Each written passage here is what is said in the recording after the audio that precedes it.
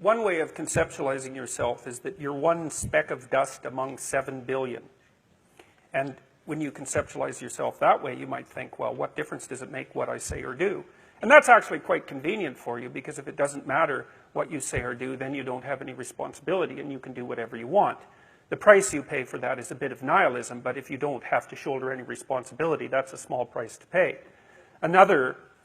That's the underground motivation for nihilism. But the other way of looking at it, and this is actually the accurate way of looking at it, is that you're in a network. You're a node in a network, and so you can do a little bit of arithmetic very rapidly and just figure out how powerful you are. You know 1,000 people. You're going to know more than that over the course of your life, but let's say 1,000 for the sake of argument for now. They know 1,000 people. That means that you're one person away from 1,000,000 people and 2 persons away from 1,000,000,000 people. And you're the center of that network. And now the way networks work is that information propagates in a network manner. So don't underestimate the power of your speech. Now, you know, Western culture is phallogocentric. Let's say it. Okay, so we'll say, yeah, that's just fine. That's exactly what it is. It's predicated on the idea of the logos, that the logos is the sacred element of Western culture. And what does that mean? It means that your capacity for speech is divine. It's the thing that generates order from chaos and then sometimes turns pathological order into chaos when it has to. Don't underestimate the power of truth. There's nothing more powerful. Now, in order to speak what you might regard as the truth, you have to let go of the outcome. You have to think, all right, I'm going to say what I think, stupid as I am, biased as I am, ignorant as I am. I'm going to state what I think as clearly as I can, and I'm going to live with the consequences no matter what they are. Now, the reason you think that, that's an element of faith. The idea is that nothing brings a better world into being than the stated truth. Now, you might have to pay a price for that, but that's fine. You're going to pay a price for every bloody thing you do and everything you don't do. You don't get to choose to not pay a price. You get to choose which poison you're going to take.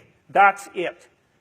So if you're going to stand up for something, stand up for your truth. It'll shape you, because people will respond and object and tell you why you're a fool and a biased moron and why you're ignorant. And then if you listen to them, you'll be just that much less like that the next time you say something. And if you do that for 5 years, you'll be so damn tough and articulate and able to communicate and withstand pressure that you won't even recognize yourself. And then you'll be a force to contend with. And you don't get to wait until, because I get letters like Gad Saad gets all the time too, from faculty members in particular, and they say, well, you know, when I get tenure, it's like, then they think, well, when I'm an associate professor, and then they think, well, when I'm a full professor. It's like, if you're a professor already, you're like the most protected person in the history of the planet, you know, and you need, well, okay, but one of the things that indicates is that it's almost impossible to provide people with enough protection so that they feel safe to speak. Okay, so we'll address that directly. It is not safe to speak, and it never will be. But the thing you got to keep in mind is that it's even less safe not to speak, right? It's a balance of risks. It's like you want to pay the price for being who you are and stating your mode of being in the world, or do you want to pay the price for being a bloody serf, one that's enslaved him or herself? Well, that's a major price, man. That thing unfolds over decades, and you'll just be a miserable worm at the end of about 20 years of that, right? No self-respect, no power, no ability to voice your opinions, nothing left but resentment because everyone's against you, because of course you've never stood up for yourself. It's like, say what you think carefully, pay attention to your words. The price is, it's a price you want to pay if you are willing to believe that truth is the cornerstone of society. And in the most real sense, if you're willing to take that leap, then tell the truth and see what happens. And nothing better could possibly happen to you. There'll be ups and downs, and there'll be pushback, and there'll be controversy and all of that, but it doesn't matter. The truth is what makes the world, the truth is what redeems the world from hell, and that's the truth. And we saw plenty of hell over the last 100 years, you know, and we haven't learned a bloody thing from it. It's like, wake up, tell the truth, or at least don't lie. That's a start. And you got to understand that's a risk. But I have one more brief thing to say about that. So, you know, I said what I had to say back in September, and I'm sure that I could have done it better, and many people have told me how I could have done it better, although it didn't mean they would actually do it, but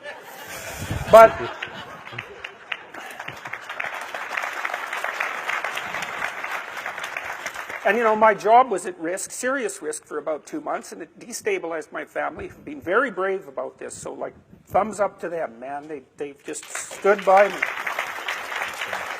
But here's the optimistic news, is the university has left me alone completely. I shook hands with the dean 2 weeks ago. We're on friendly terms. They don't want this to go any farther than it has already. The students were tremendously welcoming when I came back to teach in January. I haven't had a single negative incident at the university.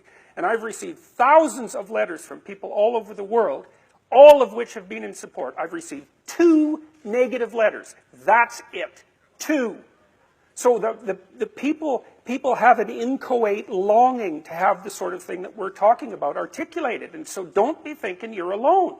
It's just that people can't talk, they're afraid to talk, or they don't know what to say. And those are real problems. So if you're reasonably articulate, like, start talking and sharpen yourself up. I mean, the enemy is a cloud. They're a cloud of gnats. They're only courageous in groups. They're only courageous in mobs. If you stand your ground and don't apologize and articulate things properly, they'll disperse around you like they're not even there. So most of it's illusion. So don't be afraid, but be afraid of the right thing. And the right thing you should be afraid of is not saying what you say, because that's the same as not being. And here you are, suffering away. You might as well be at the same time. At least then there's something to you.